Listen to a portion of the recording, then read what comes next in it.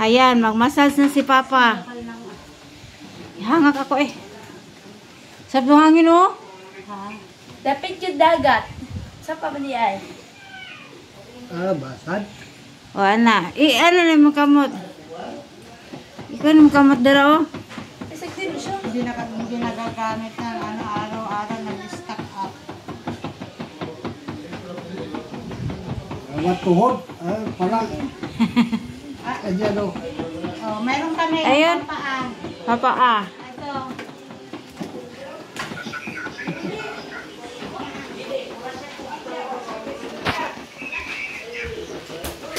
Ano niyo yung paa niyo dito pa? Kaso lang walang saksakan dyan. Walang ano. May extension. Baliktad yata. Hindi hindi. Hawag na daw. Sige na, kaya nag-massage siya oh. Kasi lalagay dito ni Papa yung ano. Oh, dalang paan niya. Sa may arthritis, oh. Dito, mamassage niya. Ang ganda dyan.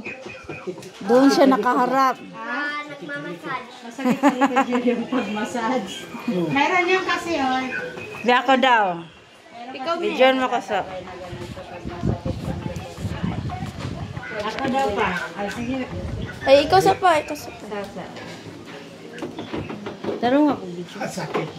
Sakit rin. Masakit. Masakit. Eh, ikaw daw try me. Delikado sa... Basta yung mga ignorante. Eh, Sana mix ka dyan. Tanggalin mo kung ano yan. Tanggalin mo yan.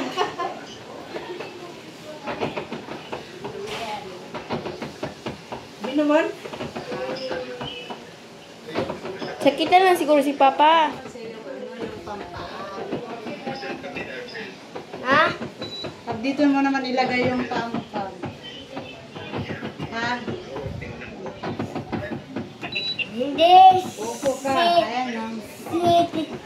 Tita Diding yan. Ganun mo lang yung paa mo. Magpapamassage kami guys.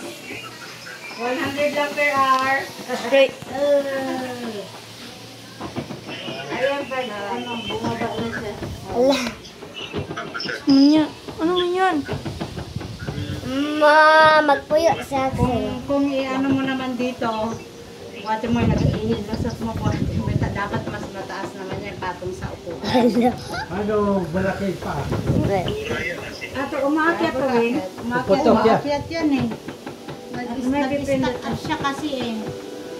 Oma. Dapat nga pataas ng pataas yan eh. Oo. Nasa baba lang siya. Nasa baba lang. Ala. Ala. Kasi pataas yan dapat eh. Hindi siya kumana ng pataas. Nag-stack pa siya kasi gamit. Hindi na nagamit. Ala. Saka 15 minutes siya i-stack yan. Ganun. Wala tiris mo. Wala nga. Ito yung terrace na sinasabi nila. Sabi ko open. Uy. Wala naman daw yung ano, nandiyan na yung hagdanan. Yan nga sabi ko, asan yung ano dapat? Ilagay na daw ng TV dito na isa sa likod. Dito siya maglagay. Yan ang sabi niya. Cut na so.